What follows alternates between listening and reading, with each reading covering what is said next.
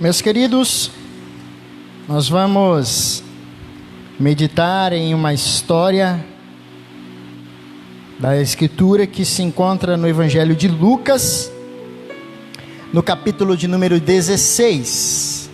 Evangelho de Lucas, capítulo 16. Evangelho de Lucas, capítulo de número 16.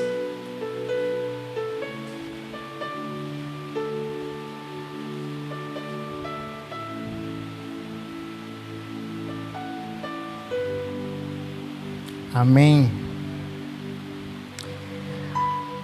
A partir do versículo 19, a palavra do Senhor, ela descreve a seguinte história. Ora, havia certo homem rico que se vestia de púrpura e de linho finíssimo e que todos os dias se regalava esplendidamente. Havia também certo mendigo chamado Lázaro, coberto de chagas, que jazia à porta daquele e desejava alimentar-se das migalhas que caíam da mesa do rico, e até os cães vinham lamber-lhe as úlceras. Aconteceu morrer o mendigo e ser levado pelos anjos para o seio de Abraão. Morreu também o rico e foi sepultado.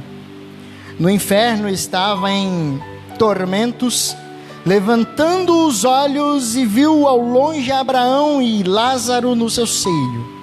Então, clamando, disse: Pai Abraão, tem misericórdia de mim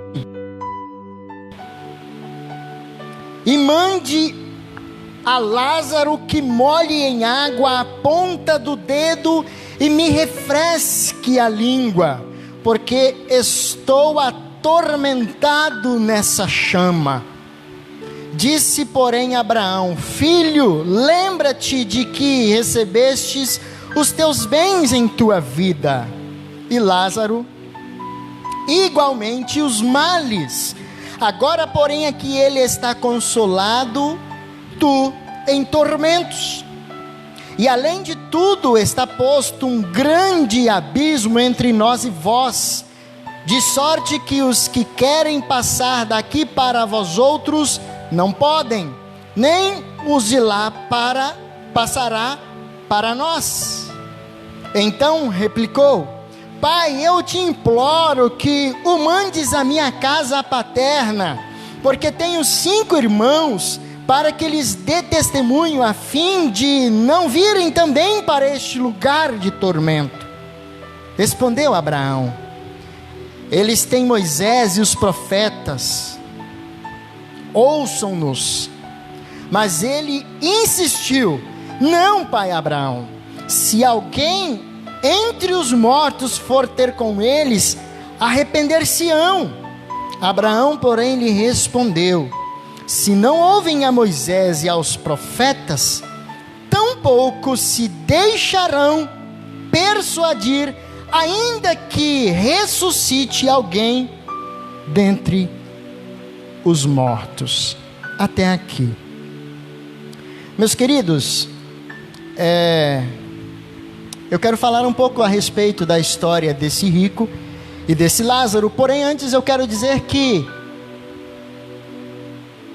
até Jesus contar essa história, que ele contou algumas parábolas. E dentre várias parábolas que ele contou, ele conta a do filho pródigo e demonstra o amor incondicional de Deus.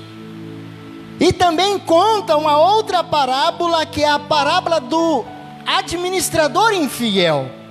E ali naquela parábola, Jesus, ele ensina a importância do aparente prejuízo em nome da aceitação. É interessante a gente observar isso.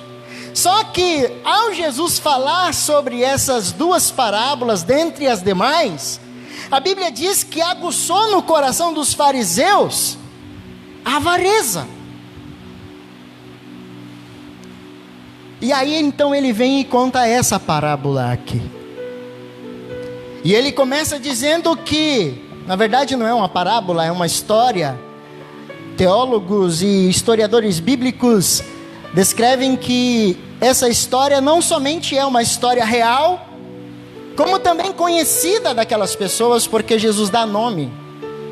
Em nenhuma outra parábola Jesus dá nome, mas aqui ele dá nome pessoal. E por esta causa, eles dizem que isso aqui é uma história que aconteceu, desse rico e desse Lázaro, e ele complementa a história, contando a experiência após a morte. E a Bíblia descreve que Jesus conta que havia certo homem rico, que se vestia de púrpura e de linho finíssimo, e que todos os dias se regalava esplendidamente. E esse rico aqui, segundo os mesmos historiadores, Jesus estava falando para os mesmos fariseus, que aqui aguçara a avareza, quando ele contou a história, a parábola do administrador infiel. E por que eles aguçaram a avareza? Porque o administrador infiel foi chamado pelo seu senhor para prestar-lhe contas. Porque havia boatos de que ele estava utilizando das riquezas do seu patrão para ganhar ainda mais lucros. Juro absurdo. E então a Bíblia descreve que esse rapaz, ele chama a todos os credores do seu patrão e diz: quanto é a tua dívida? Tanto. Está lá na história, se você ler. Então você escreve tanto. Chamou outro: quanto é a sua dívida? Tanto. Então você pega a sua conta e agora escreve tanto. Está lá no versículo de número 6 e 7, ele diz: um deles devia ao patrão desse homem 100 cados de azeite, e ele pede para que ele escreva então 80. Ele tira 20. Logo em seguida, no versículo 7, o outro devia 100 coros de trigo, e ele pede para escrever 80. E aí a pergunta que se faz é: mas ele estava gerando prejuízo ao patrão dele? Não, ele estava tirando a parte do lucro dele. Aquilo que ele tinha colocado de lucro para ele, ele tirou. Porque no coração dele ele dizia: se o meu patrão me mandar embora, eu não posso trabalhar na terra. Roubar ou mendigar, isso não me cabe. Para que as pessoas me recebam na casa deles, eu farei isto. E sabe, meus queridos, os fariseus ridicularizam aqui, por causa da avareza do coração deles. Então quando Jesus ele conta essa história aí, e fala a respeito desse rico que se abastava e que se regalava esplendidamente na sua riqueza, ele está falando de um fariseu que não acredita na ressurreição. Ele está falando de um fariseu que se aproveita ao máximo que ele pode aqui, porque para o fariseu a morte é o fim de tudo. E a Escritura descreve que à porta desse rico jazia um homem chamado Lázaro. Lázaro era um mendigo necessitado, que no versículo 20 a Bíblia descreve, do capítulo 16, capítulo 16, no versículo 20 a Bíblia descreve que esse Lázaro era mendigo, estava com seu corpo coberto de chagas, e que jazia à porta. E quando a gente vai procurar a palavra jazia, a gente percebe que no grego essa palavra é esbebleton, é até complicado de falar, que significa alguém que foi jogado ali na porta, alguém que foi abandonado ali na porta, alguém que foi deixado ali na porta, sem que ninguém percebesse, para que esse tivesse o que comer. E a Bíblia descreve no versículo 21, que Lázaro desejava alimentar-se das migalhas que caía da mesa deste homem, mas não tinha comida para ele. Ao contrário disso, a Escritura descreve que ele disputava espaço com os cães, ao ponto de os próprios cães lamberem suas feridas, as feridas que haviam no seu corpo. Só que aqui a história muda, porque Lázaro morre. Dá-se a entender que ele morre antes desse homem. E a Bíblia descreve que ele é levado pelos anjos ao seio de Abraão, ao céu. Isso significa que, apesar da circunstância da vida deste homem, ele era temente a Deus, um homem de fé, confiava no Senhor. E isso aqui, a gente já utiliza isso aqui para dizer que teologia da prosperidade, ela não encaixa totalmente nas Escrituras, porque senão esse cara teria que ter mudado de vida, teria que ter ficado rico que nem o outro. Mas a Bíblia diz que ele morre naquela condição, cheio de chagas, de feridas, de úlceras pelo corpo afora. Só que a Escritura descreve que ele é recebido no seio de Abraão e conduzido por anjos. Ele é conduzido para lá. Que honra! Isso significa, meu querido, que todo aquele que sai deste mundo, morre nesse mundo em Cristo, os anjos o recebem e o conduzem a Deus.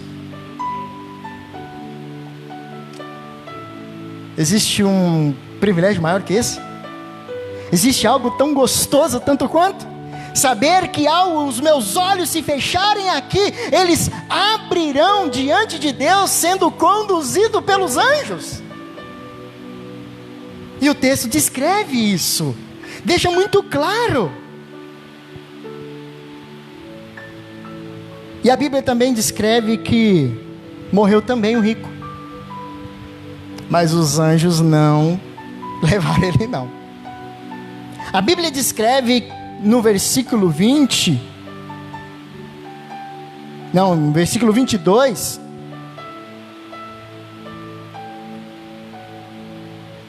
na última parte, que morreu também o rico e foi sepultado. Ele foi sepultado. Anjos não o receberam. Anjos não levaram ele para lugar nenhum. Ele foi sepultado, chorado por homens, sepultado por homens, lamentado por homens. O máximo que ele alcançou na morte. Porém a Escritura, ao contar a vida resumidamente, e ao contar a morte resumidamente, começa agora a focar a realidade da mesma história para o rico. A Bíblia descreve que no inferno, estando esse rico, esse homem que abastava-se aqui na terra, ao ele estar lá em tormentos, no versículo 23, ele levanta os olhos e a Escritura diz que ao longe ele vê a Abraão e a Lázaro na sua presença. E então a Escritura descreve no versículo 24 que este homem, ele clama a Abraão e diz o seguinte: Pai Abraão, tem misericórdia de mim. E aqui eu quero destacar outra coisa. Pai Abraão, ele chama Abraão de pai. Quem é Abraão na Bíblia? Como a Bíblia descreve a pessoa de Abraão? Abraão, pai da fé. E ele chama Abraão de pai. Pai Abraão, tem misericórdia de mim. Só que ele faz a oração dele momento errado. descreve aqui uma fé limitada que ele teve, que não passava da morte. Isso descreve que ele tinha fé, mas a fé dele não estava na vida após a morte, não estava na ressurreição, não estava no Deus de vivos, não estava num Deus que é eterno, e sim em alguém que simplesmente na morte eliminava. E ele chama agora Abraão de pai. Pai Abraão. Isso nos ensina claramente, meus queridos, a respeito de fé. A nossa fé em relação à vida vai até onde? Nós temos desfrutado da nossa vida aqui na terra como se ela fosse até onde?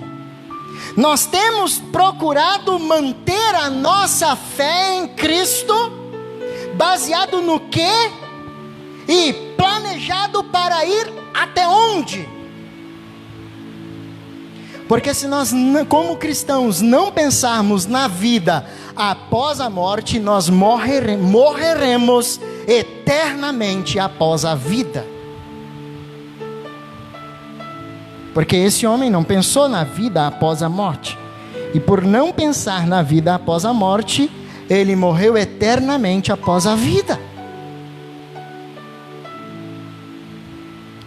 E ele chama aqui Abraão de pai. Pai Abraão, tem misericórdia. Mas Hebreus 9, 27, se não me falha a memória, descreve que está ordenado o homem morrer uma única vez, vindo depois disso o juízo.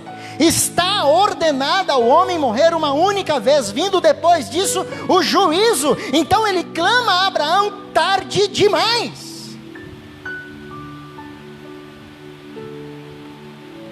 Meus queridos, isso nos ensina uma outra coisa.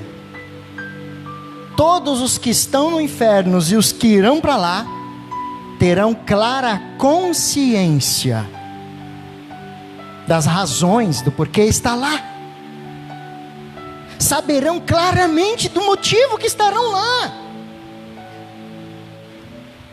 Assim como aqueles que receberão da parte de Deus suas lágrimas enxugadas.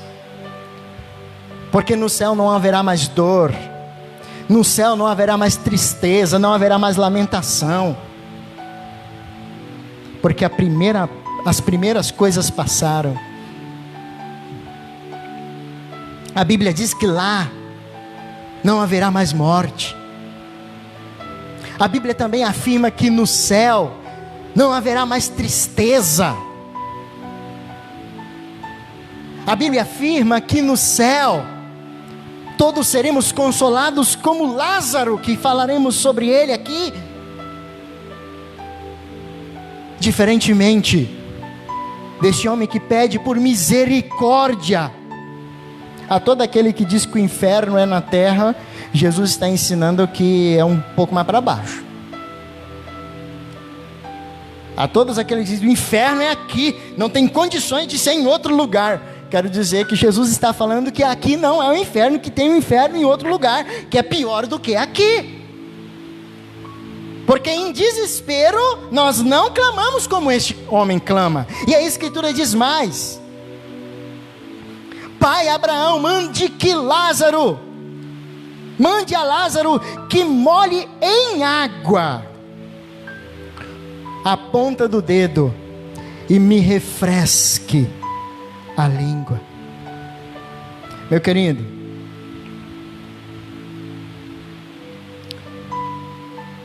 uma das coisas mais tristes que as pessoas viverão no inferno, e as que lá já estão vivendo, é que no inferno haverá lembranças do passado, saudade insaciável e sede sem poder ter alívio. É verdade. Lá o passado vai ser muito lembrado. Esse rico, ele diz: mande que Lázaro molhe a ponta do dedo em água. e refresque a minha língua, porque estou atormentado nesta chama. E ele continua dizendo, melhor, agora Abraão responde a ele, filho. Abraão responde a ele, filho. Abraão não despreza a questão da fé deste homem, apesar da limitação dela. Você creu. Mas eu quero que você se lembre de que tudo que você creu, você recebeu lá na terra. Todas as suas expectativas estavam lá na terra. Toda a sua esperança estava lá na terra. Todos os seus planos estavam lá na terra. Todas as suas riquezas, você desfruta dela na terra.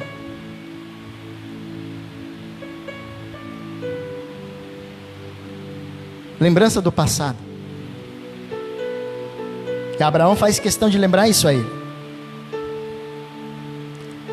E também lembra ele a respeito de Lázaro. Igualmente a você, Lázaro viveu na terra, mas lá ele só recebeu males. Isso está lá no versículo 25. Lázaro só recebeu males. Em outras palavras, Abraão está falando, olha só, você teve a chance de tratar bem esse homem e você não fez. Você teve a oportunidade de ouvi-lo e alimentá-lo e você não fez.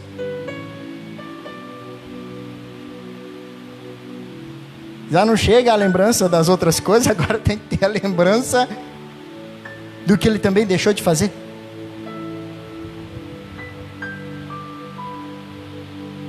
Agora, porém, aqui, Lázaro está consolado e você em tormentos. E aí ele explica a razão de não haver ligação. Além de tudo, está posto entre nós e vós um grande abismo. Não tem como nós irmos daqui para lá e você vir de lá para cá.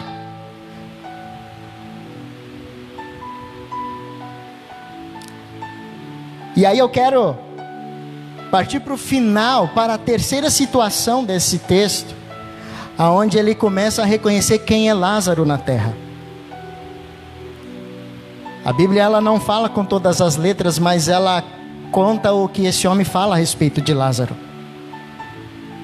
E consequentemente, ele mostra com as suas palavras quem era Lázaro na terra. E ele começa a dizer, versículo 27, Pai, eu te imploro que o mandes à minha casa paterna. Ou seja, Lázaro falava do amor de Deus para este homem. Ao ponto de que agora ele reconhece Lázaro um missionário e pede para que Abraão faça com que ele ressuscite e vá até a casa dele. Eu tenho 5 irmãos, ele diz no versículo 28. Mande a Lázaro lá para que eles não venham para esse lugar de tormento onde eu estou. Mande que Lázaro vá lá e dê testemunho do que estou vivendo aqui. Olha o que ele está dizendo a respeito de Lázaro. Quem é Lázaro? É por isso que Paulo diz na sua carta, ó indesculpável homem que sou. Não haverá desculpas diante de Deus das razões daqueles que não irão para o céu. Que diremos? Mas ninguém falou para mim. Talvez nós não ouvimos, só escutamos, mas alguém falou. A Bíblia, ela deixa muito claro que a palavra de Deus será pregado aos 4 cantos da terra para testemunho. Isso significa que ninguém vai chegar perante o Senhor e dizer, Senhor, mas nunca ninguém falou comigo. De alguma maneira, a palavra de Deus, o evangelho da vida eterna, chega até cada um de nós. de alguma maneira o Evangelho chega até você. Chegou até você, tem chegado até você, e até outros muitos, outros mais. Sabe, meus queridos, esses dias alguém do Apuí falou comigo. Apuí, Amazonas, não sei se um dia eu vou chegar lá, por causa das redes sociais. Quantas são as pessoas que nesse exato momento, no mundo inteiro, estão transmitindo programações, e as pessoas estão lá no Facebook, passa, dá uma olhadinha, no nosso também, né? Vai para o outro, dá mais uma olhadinha, vai para o outro, dá mais uma olhadinha, vai para o outro, dá mais uma olhadinha. Estão ouvindo, ou pelo menos escutando. Isso é fato. E então o texto aqui ele continua. Eu tenho 5 irmãos, para que lhes dê testemunho, a fim de não virem também para este lugar de tormento. Meu querido, eu meditando nessa frase, nesse versículo, eu não sei se eu posso dizer isso, mas me veio ao coração de que aqueles que estão no inferno têm compaixão daqueles que estão na terra, ao ponto de desejarem que os que ainda vivem conheçam o Evangelho e não vá para lá.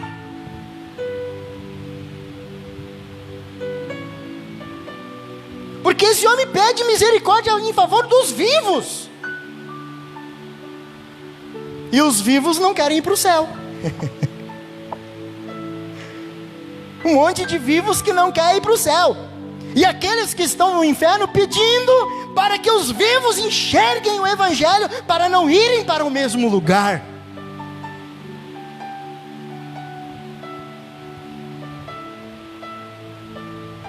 O rico reconhece que aonde Abraão e Lázaro está é infinitamente superior ao lugar que ele está. Imagina o que passa na cabeça desse homem. Quantas vezes eu tive a oportunidade de me render tal qual Lázaro e não me rendi? Quantas foram as vezes que eu poderia ter sentado ao lado de Lázaro, escutado Lázaro e não escutei?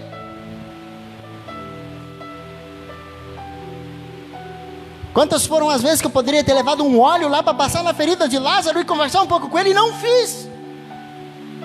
E meu irmão, isso é eterno. Lá no inferno as pessoas se lembrarão dessas coisas eternamente, sem chance nenhuma de se voltarem para Deus e serem recebidas no céu. Porque o Abraão aqui no final dessa história, aqui indo para o finalzinho, a palavra descreve que o Abraão olha para ele e diz: olha, meu querido, seus parentes têm Moisés e os profetas. Ainda que um morto levante aqui e vá lá, se ele não escutar os Moisés e os profetas, não vai escutar nenhum morto. E aqui ele está falando exatamente com os fariseus. Jesus ressuscita de entre os mortos, e eles dão dinheiro para os soldados mentirem, dizendo que os discípulos roubaram o corpo dele. Ainda que ressuscite um dentre os mortos, eles não acreditarão. E por que ele fala Moisés e os profetas e não Abraão de novo? Olha, eles têm o meu testemunho. Moisés é o responsável pela lei. Moisés aqui no texto ele representa o pecado e a justiça. Porque a lei é dada, falei isso no último vídeo do YouTube. A lei é dada não para salvar, a lei é dada para trazer à luz os nossos olhos, os nossos pecados. Olha, você não consegue, olha a sua limitação. É para isso que serve a lei, para mostrar a mim as minhas limitações, as minhas falhas, as minhas fraquezas e os meus pecados. E por causa das minhas falhas, fraquezas e pecados, Deus é justo, Mas na condenação Deus é justo? Sim. Já ouviu falar que o que é combinado não sai caro? Olha a justiça de Deus. Batendo um papo com Adão, a Escritura descreve que Deus começa a mostrar as coisas. Ó, Adão, isso, dá nome para esses animais, conversando com ele, dialogando com ele, tendo comunhão com ele. A Bíblia descreve que em dado momento Deus para e diz: Adão, eu não vejo Deus apontando, eu vejo Deus dialogando. Adão, você está vendo aquela árvore ali, ó? Aquela árvore é do conhecimento do bem e do mal. Eu preciso dizer para você que você não precisa conhecer o mal. Você tem tudo de bom. Tudo que você precisa de perfeito você tem. Você não precisa conhecer o mal. Mas se dela comeres, conhecerás o mal. E certamente você vai morrer. Deus só está dizendo que ele iria morrer. Deus mostra para ele o perigo e mostra a consequência. Aí o Adão come. A morte é justiça de Deus ou é castigo de Deus? Justiça. Porque ele é justo. Justiça no sentido de ser justo. Se Deus retira o castigo, ele já pecava também. Porque ele deixou claro, ó, certamente você vai morrer. Você pode ter certeza que você vai morrer. Por que a gente olha para as crianças e às vezes é um pouco longânimo? É um pecador tendo misericórdia de outro pecador. Só isso. É por isso que às vezes a gente é longânimo aí com as crianças, ao não discipliná-las, ao não colocar para pensar, a não conversar com ela, não ensinar a ela como deveria. É só um pecador tendo misericórdia de outro pecador. Quando Deus diz, olha, você vai morrer, Deus não está aqui agora dando uma acusação ou uma sentença. Ele só está dizendo, você lembra da nossa conversa? Dialogamos, não dialogamos? Conversamos, não conversamos? Pois é. Infelizmente, você comeu a morte. E assim como a morte entrou por um só homem, a Escritura descreve que por meio deste homem a morte passou a todos, porque todos pecaram. Somos um frutinho da pontinha da árvore genealógica de Adão. E não tem como nós fugirmos disso. Mas a Escritura, ela descreve que Deus deu a lei para que enxergássemos isso. E para a igreja dele na nova aliança, ele trouxe o Espírito para convencer o homem do pecado e da justiça. Moisés e os profetas? Os profetas, eles foram dados aos homens para mostrar o juízo de Deus em cima da lei não obedecida e da justiça passada por cima. Passou por cima da lei. Atropelou a justiça de Deus. É juízo. Então o que ele está dizendo para o rico aqui? Olha, se os seus irmãos não olhar para Moisés, para a lei, e não enxergar os pecados deles e a necessidade de um Salvador, se eles não olhar para as palavras ditas e escritas pelos profetas como ação de Deus em juízo para aqueles que não se rendem a esse Salvador, eles vão se render a um morto que ressuscitou? Não se renderão. É exatamente isso que o Senhor ele está dizendo nessa história aqui. E aí eu quero ler o último versículo. Abraão, porém, lhe responde: se não ouvem a Moisés e aos profetas, tampouco se deixarão persuadir, ainda que ressuscite alguém dentre os mortos. Ainda que ressuscite. E nós temos quem ressuscitou dentre os mortos. E se não crerem no evangelho pregado, ainda que Cristo tenha ressuscitado e vive e está ao lado do Pai, é isso que ele está dizendo, de nada adiantará.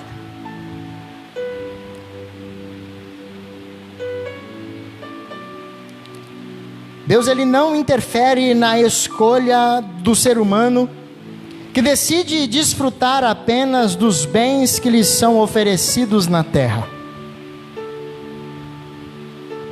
apesar de dar-lhe testemunho da vida e dos tesouros no céu, através de pessoas, circunstâncias, evangelho, natureza, de tudo criado. Ninguém chegará na presença do Senhor e terá por inocente, porque ninguém falou do amor de Deus, ou a pregação do Evangelho não chegou até ele. De alguma maneira tem chegado. E aí eu quero encerrar essa palavra afirmando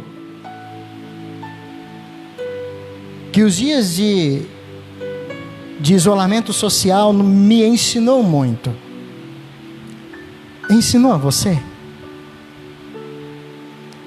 Você aprendeu alguma coisa com os dias de confinamento? Se você que está nos assistindo ainda está em isolamento, você tem aprendido alguma coisa? O que temos aprendido?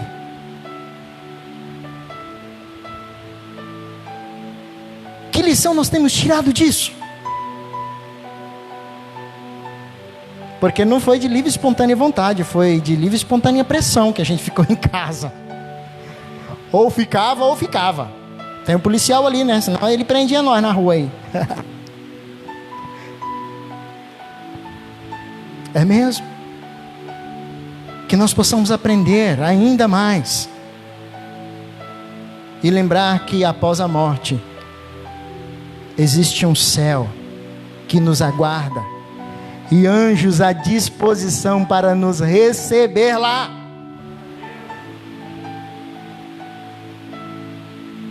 Existe um céu. E que o inferno está cheio de gente olhando e pedindo: olha, que o meu irmão, que o meu pai, que o meu filho, que o meu avô, que o meu tio, que o fulano, que o meu amigo se renda a Cristo lá, para não vir para esse mesmo lugar onde estou. Isso é um baita de um recado na história que Jesus contou. Se nós não quisermos escutar a voz dos vivos para a rendição ao Evangelho, olhemos para essa história e escutemos então a voz do morto e nos rendemos ao Evangelho. Porque ele deixa muito claro que lá não é lugar de se viver. Que Deus nos ajude. Que Ele abra ainda mais os nossos olhos. E que nós possamos enxergar com clareza a tamanha graça de Deus nos bons dias e nos dias ruins também.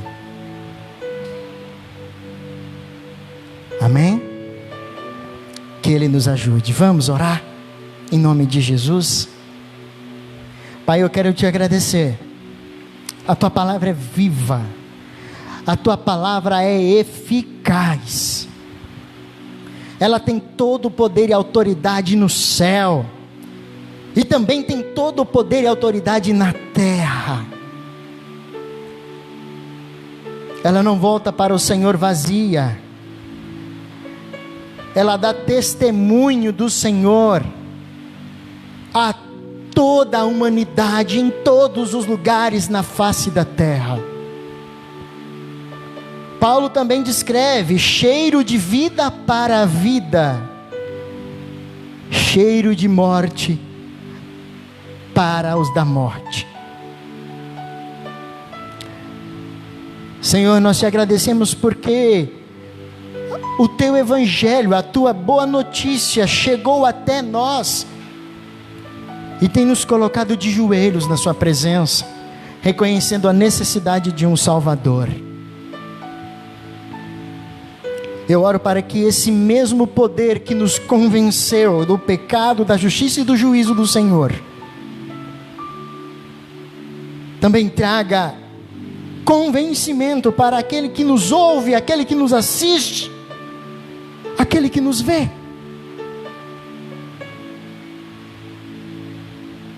No nome de Jesus, traga quebrantamento, traga alívio para os nossos ombros e para a nossa alma.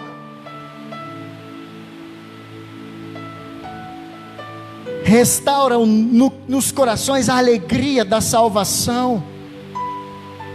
Se houver alguém do outro lado, Senhor, nos ouvindo agora e orando junto conosco, ou se houver alguém aqui nesse templo, orando junto conosco, e dizendo: Senhor, perdoa os meus pecados, e me ajuda a caminhar para o céu. Então, eu oro para o Senhor, Espírito do Deus vivo, que habita no nosso meio e está entre nós. Socorre este homem, socorre esta mulher, socorre essas famílias. No nome de Jesus. No nome do Senhor Jesus. É a oração que eu faço, Senhor. E por fim, intercedo, Senhor, em favor da nossa cidade, em favor do nosso estado, em favor da nossa nação e do mundo inteiro, Pai, que ainda sofre, uns lugares mais, outros lugares menos, mas tem sofrido com percas, com mortes, com enfermos, com limitações, no que diz respeito à Covid-19. Nós temos o privilégio de poder retornar a cultuar o Senhor no templo. Existem estados que agora estão entrando em estado de calamidade. Existem igrejas fechando agora, assim como fechamos há 2 meses e meio atrás. E eu oro para que o Senhor, ó Deus, use de compaixão e misericórdia, traga a luz do Evangelho, Senhor, aos corações, o teu propósito em meio a essa circunstância e situação. E diferentemente desse rico, abra os nossos olhos, os olhos de todos aqueles aos quais estão se rendendo na tua presença, para enxergar a graça e a misericórdia do Senhor, até mesmo em meio a essas dores. No nome de Jesus, socorre o aflito, o desesperado, o angustiado. Socorre, Senhor, aquele que está em crise de ansiedades, que está depressivo e opressivo, ou até mesmo possesso. Ao pai, à mãe, ao filho, ao marido, à esposa, à família. Socorre, Senhor. É a oração que nós fazemos. E já te agradecemos porque temos o seu Espírito conosco, que nos convence da palavra de Moisés, que nos convence da palavra dos profetas, e que nos chama por meio do Evangelho da graça de Deus. Nós fazemos essa oração em nome de Jesus. Amém e amém.